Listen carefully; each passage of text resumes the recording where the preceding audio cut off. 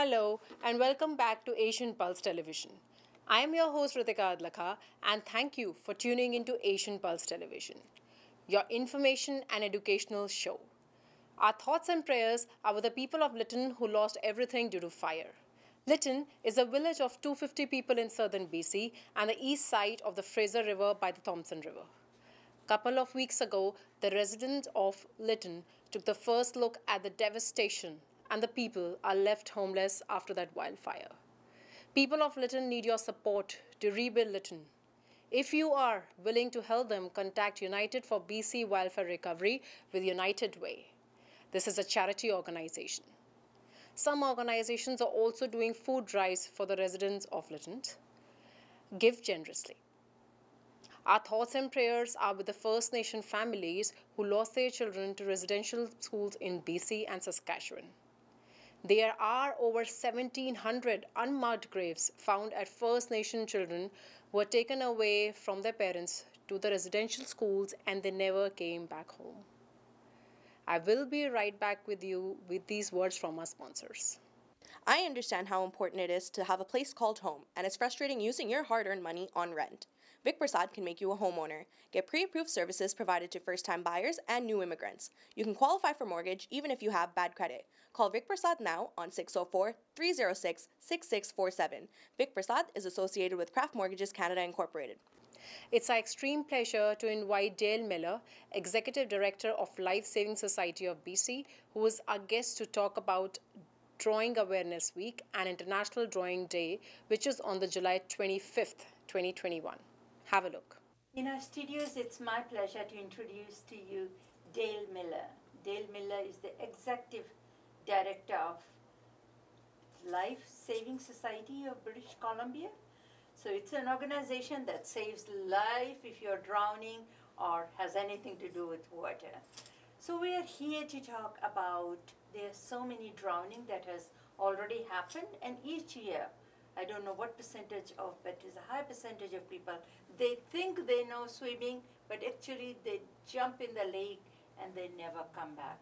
So there have a lot of been incidents like that, even in our own community. So we are here to talk about what and how to prepare yourself when you're going, and when you don't know the ocean or the depth of the water, how can you protect, or might as well don't go in there. So thank you so much, Say, for coming in, talking to our audience, because we don't talk very much about drowning. So talk a little bit about your organization. What does it do? Sure, and some people may know us as Royal Life Saving Society. That's our legal name. Okay. And we've been around for over 100 years in Commonwealth countries. And we do drowning prevention, as you said. That is our only focus, preventing drowning and aquatic-related injuries. And we do that through a number of ways. One is the programs that people can take at a waterfront or in the swimming pools. And there are programs like a Junior Lifeguard Club, a Canadian Swim Patrol, Bronze Medallion, which has been around for over 100 years as well, Bronze Cross, and we also do lifeguard training. So that's known as the National Lifeguard Course. So those are the programs we run. We also do public education, especially in the summer, and a big part of that is coming up next week that I think we'll talk about later. But we also do a lot of safety management services. So it's quite varied, but as I say, everything is geared toward prevention of drowning and water-related injuries. So do you know how many people each year? Because mostly during summertime that you find more people drowned, or so any idea? Yeah, and people will be surprised that we've already had 25 drownings so far this year in British Columbia alone. Wow. So we typically will see between 450 and 500 across Canada in a full year. So that's quite shocking to many people, and just about 100% of those are preventable if people were taking the proper precautions and just thinking ahead, learning to swim and learning some life-saving skills. We would see those numbers drop dramatically. Now, we have seen the numbers drop quite a bit in British Columbia over the years. It used to be that we would see over 100 in British Columbia. It has come down. Last year we saw approximately 55 in British Columbia. We're, as I say, 25 already this year, so we're on target for probably the same number as last year. Hopefully it will not be more, but we're aiming for 0. That's our goal. Yeah. That's our goal. Yeah. And only we just in the middle of July right now. So when you really think of it, it hasn't been like summer is always still to come. Well, and we've had very good weather so far. Yes, So we can't complain. and I think there's also a lot of people that just want to get out of the house, want to Yeah. get outdoors, and of course in the hot weather, what better place to go than our beautiful waterways, That's our true. lakes, rivers, and the ocean too. So And especially we have been under lockdown, Yes. under the pandemic for so long. So every chance now we want to be going out having fun. And especially when the weather is so hot, you want to cool off too, right? absolutely, yes. Yes. And our pools have reopened, but they have had fairly limited availability until now. So that means people are probably going to prefer to go to a lake. We've seen an incredible increase in open water swimming, as we call it. Yeah. People can't swim lengths of a pool, so they're going to go to a lake and swim there. So we've seen a lot of increase in that as well. You know, I have seen, especially in the South Asian community, few of the international students that have gone to Cactus Lake and things like that, and they drowned there because they think they know swimming, or maybe the friends that they went with, they thought that they can go in the water. But that's a risk I think we all are taking when you are not aware of your surrounding or don't know the depth of how deep the lake is. Oh, you're absolutely right. The depth of the water. A lot of people learn to swim in a pool, and they feel competent in a pool. Then they go into the lake, and there are things, as you say, the depth of the water, the cold water as well. Even in the middle of July, some of our lakes are still pretty cold when you jump in, say, from a boat in the middle of the lake. So there are dangers there, certainly in open water swimming. And we just want people to enjoy the waterways and swimming and aquatic education. So it's something that we really promote, is just to think ahead and try to be safe. You made a good point too about new Canadians, and that's something that we did some research on a few years ago that showed that new Canadians are 4 times more likely to not know how to swim. So, they may have come from a country where water safety and learning to swim is not quite as high a priority as it is here in Canada. So again, that's where we can see, as you say, some of the international students and new Canadians getting into trouble around the water. So when you were saying that, especially the pools that are open during the summer month, and you always have lifeguard on duty. Yes. So you train lifeguard.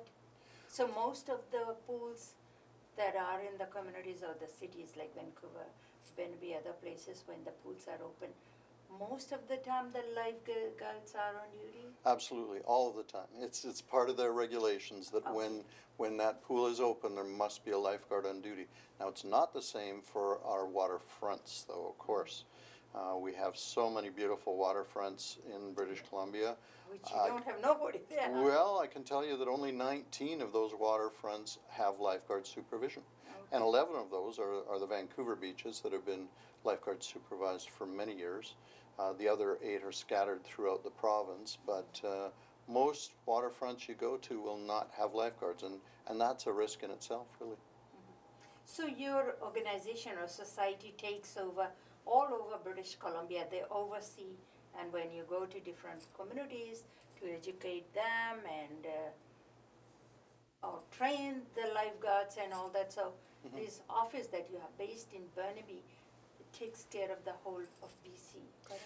Correct, yeah. We're kind of the administrative center. We set the standards for the programs that the pools run, and then they will run a bronze medallion course, and a portion of that fee comes back to support the Life Saving Society office so that we can continue to do the good work we do, and especially things like public education. There's no revenue there, so but it's a very important part of what we do. So it's very important that we have that financial support. We do not have any government support though, so we are very, very self-sufficient. So how do you were telling me you have 3 full-time staff and part-time and yourself and others. How are you funded? Through those program revenues. Okay. If one of the pools runs one of our programs, a certain portion of that fee comes back to the society. So we're very lucky to be that self-sufficient and financially secure to And donation keep doing our, probably. yes, donations as well, absolutely. Yeah. Yeah. That's a very important job that you are doing. Well, I know to swim a little bit, but I would not just jump anywhere. I'll just feel how depth the water is. Normally I go to the pools where they mark 5 feet, 6 feet, 7 feet and all that, because at least I know that. Yes. And I think you all should be aware of that. It doesn't matter. You think you know how to swim, and especially with the new immigrants or new Canadians that you are seeing, they are at higher risk because they think that they have learned swimming back home, but it's not the same unless you go and learn swimming in here with proper instructions, right? Exactly. Yeah, no, that's very important. Proper instruction and other safety factors that you can bring to bear on just making sure you and your family and friends are safe around the water. So talk a little bit about safety, like you're supposed to wear a vest or lifeguard, whatever, you bought something, right? Yeah. If you come from small countries, we don't have lifeguards there, and we don't have life-saving vest and all that, because it's not something we start swimming in the rivers and small lake and all that, and that's how we say we learn how to swim. Self-taught. Yeah, no, you're right, and it's things like life jackets and flotation devices that are going to keep people safe, and we wish that everyone would use them. At the very least, what we hope is that people will be prepared when they go to the water, and even take something as small as this, called a rest tube. If I were to pull this, it would inflate into a large rescue tube that I could then be swimming out to help save someone. Or to throw to them. That's the other point, is that we don't want people jumping in after another that's in trouble. That's a risk too, a huge risk, and every year we do see people that drown in trying to save others. So again, very, very sad and tragic situations. Because it's an instant that say I can save life, right? So that's what happens, and sometimes they float up and they are okay, but the person that just jumps, not thinking, and they don't come back. Yeah, and we've had a recent incident, and it happens several times a year, where somebody's walking their dog. Dog goes after something in the water and gets into trouble. The owner thinks that they need to save the dog, and the owner goes in and gets into trouble. The dog's just fine. They get out downriver or downstream, and they're just fine. So it's a real risk when you go in after someone else that's in trouble. It just puts you at risk as well, and we've had unfortunate incidents where there have been 3 drownings. One person goes in, second person goes in after the first, third person goes in after the first 2. It's just very tragic. So what we encourage is the easiest method. It's what we call the ladder of risk. And the first rung on that ladder is to talk someone in, calm them down, tell them to turn on their back, kick their feet. We find that a lot of these people who drown are within 15 meters of safety. So you could potentially talk them in. You could reach something to them if you had something like one of those pool noodles, those foam noodles. You could throw something or to maybe them. Something like this. Yeah, exactly, something like this. If it was inflated, you could throw that to them. This particular one is automatic, so as soon as it hits the water, it will inflate. So a lot of tools like that keep you from having to go in yourself. And I think nobody should be jumping in the river or lake without having the life-saving, the vest on. Yeah. Oh yeah, actually very strong swimmers have gotten into trouble with whether it's the current, an undertow, in some cases even the milfoil that has come up near the surface of the water, and they've got caught in that milfoil weed, things like that we just don't expect. So once they go down, they are not able to come back. Yeah. So talk a little bit about Drowning Prevention Week is coming up, which is next week or this week, actually, matter of fact. Talk about that. What are some of the programs or you will be doing or your society will be doing to educate the people about prevention of drowning? Sure. Yeah, no, it's an annual event, and we do choose the third week in July for National Drowning Prevention Week. So this year that's July 18 to 24. So it starts on Sunday, goes to the following Saturday, and it's a time, we pick that week because it is typically the height of drownings in Canada. And so we feel that that's a time where people are very conscious of the issue, and it gives us an opportunity to try to educate them and make sure they're doing whatever they can to keep themselves and family members safe.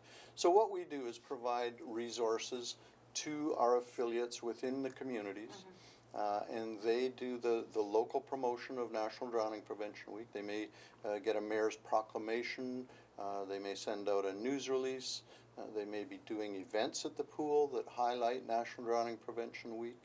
Whatever it might be, just to bring awareness to the risks that we've just talked about and how to prevent them.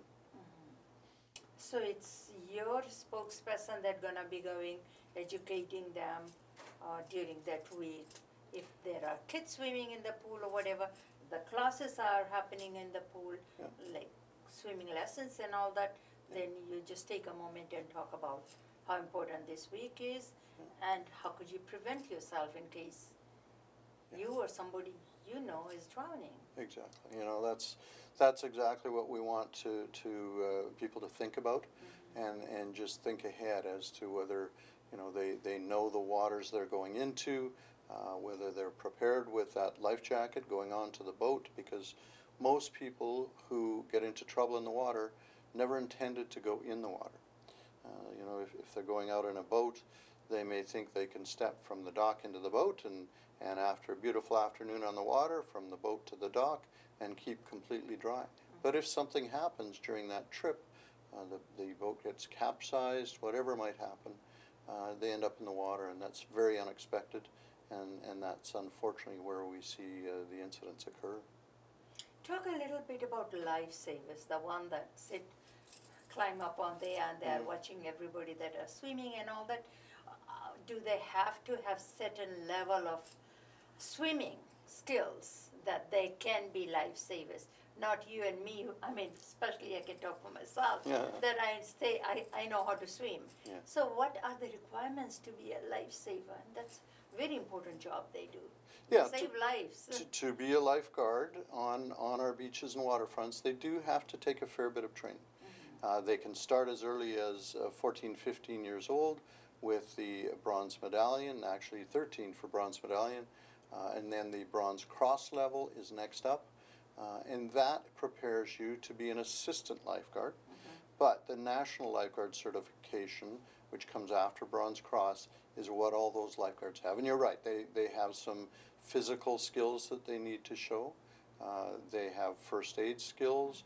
A lot of people think that lifeguards just sit and watch people swim, and they do, but their job mainly is prevention. They need to be ready, though, if an incident were to occur. And I love to see that people are often very impressed by the skills that the lifeguards have when they're under pressure and a situation occurs, because essentially they're pre-hospital care. If someone gets in trouble, the lifeguards need to know what they're doing prior to the ambulance arriving. Or somebody that has swallowed so much water in. How to get out the water. I feel much safer if I always know there is a lifeguard on board. I feel much safer. Or if my children are swimming, I feel much safer as well with them, because at least if I don't know how to swim or save my kid, at least there is somebody who is there. So talk about the national or international drowning day. This is the first year you are doing that. It is. Talk a little bit about that. Yeah, no, it's a worldwide issue, of course. So the United Nations recently proclaimed July 25th as World Drowning Prevention Day. So ironically this year it directly follows our National Drowning Prevention Week in Canada. So that works out very well because there's going to be a lot of profile for this UN World Drowning Prevention Day. So again, it's an opportunity worldwide to bring attention to the issue. Yes. And you've mentioned it earlier that in other countries they don't have the equipment and the training that we have here. So most of our drownings are recreation related. Whereas in other countries, it may be that it's part of daily living.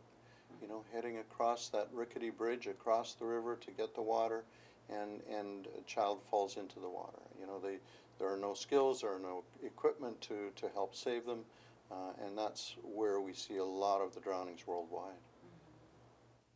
That's excellent. Yeah. So you bring attention to the worldwide people that drown each year with that. So it's a day to educate yourself and talk about what's happening around the world, right? It is. And be able to talk to people who just jump without thinking that just because I have land, I have taken some lessons and 20 years ago, and then you come here and we say, okay, that's fine, I know how to swim, or I knew how to swim back home in the rivers or whatever. Yeah. Anything else you need to add on to that? Do you look for volunteers? Does the organization need any volunteers during this time or any time during the year? We do. We always rely on volunteers. We are a volunteer-based organization, so people are welcome to go to our website, lifesaving.bc.ca. They'll see volunteer opportunities there. They'll also see a number of job postings. There's quite a shortage of lifeguards right now, and so we are really hoping that a lot of the young kids will be very interested in becoming lifeguards because it's a great job. Yes. You learn some excellent life skills. It pays very well, and it's lots of fun. So. And it's a summer job, and you can go back to university or what have you. But it's a job that is a lot of responsibility in case somebody is drowning. But at the same time, you have to be alert, and like you say, it's a good paying job. And you start with being a volunteer first. Yeah, and it teaches good responsibility and judgment, and it got me through university. So you know, it's things like that and it leads into many other careers as well with the skills that you learn. So, and there are lots of opportunities out there because we've had about a year and a half now without many courses going on, and they're just starting to flourish now. So I encourage everyone to look for your local junior lifeguard club and get the kids started as lifeguards. Yeah, very responsible and good way to earn your paying for your university and some money to pay for your university. Any last word yet to the people that are watching you today and listening to us today? Yeah, I mean, we've mentioned a number of precautions, but I just really encourage people to be prepared. Before you go out, think about what could occur if an incident were to happen while you're out on the water. Are you prepared? Do you have something to help save someone? Do you know the water you're going into? Just being prepared and thinking ahead before they head out to the water. We want people to enjoy the waterways. I mean, we're not trying to be the naysayers, and we just want everybody to have a great time out there and be able to survive each outing so that they can come back again. Right. Thank you so much, Say, be able to come and educate our community on Drowning Prevention Week and drowning in general, and talk about your society as well. Thank you. Thank you for your time. Pleasure is always mine. Thank you, Dale Miller. Great organization. They are always looking for volunteers. If you like to volunteer, give them a call or visit their website at lifesavingsociety.ca. Youth Summer Program 2021. An exclusive 6 weeks online program dedicated to helping our children during summer break is taking place from July 5th until August 13th, Monday to Thursday from 11 to 2 p.m. If you are interested, please register at www.ihsan.ca. July 18th to July 24th is Drowning Prevention Week. Knowing July sees the peak of water-related incidents each year, the Life Saving Society third week of July is Drowning Prevention Week. It's a public awareness campaign. To get more information, go to their website at www.lifesavingsociety.ca. So, who is drowning? 78% male and 22% women. 37% of all drowning takes place in lakes and 28% in the rivers. Fiji's 51st Independence Day is taking place on the October 9th, 2021. Get ready to come and celebrate with us. For booths and information, please call 604-562-4569 or 604-537-5123. If you are planning any events and you would like us to promote your event, please send your post to asianpulse@gmail.com. Please don't forget to watch the Kamala Singh show on Sundays at 5:30 p.m. and Mondays at 10 a.m. Fiji in Focus on every Tuesday at 10 p.m. and again at 4 p.m. on Sundays. Witty Vibes Thursday at 10 p.m. and again on Sundays at 4:30 p.m. All our shows are aired in BC and in Alberta. Keep watching these shows and please call us with your feedback. We ran out of time.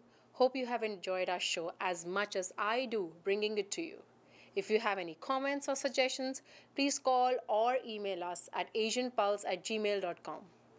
If you want to support this show by being a sponsor or to promote your business, please let us know as well.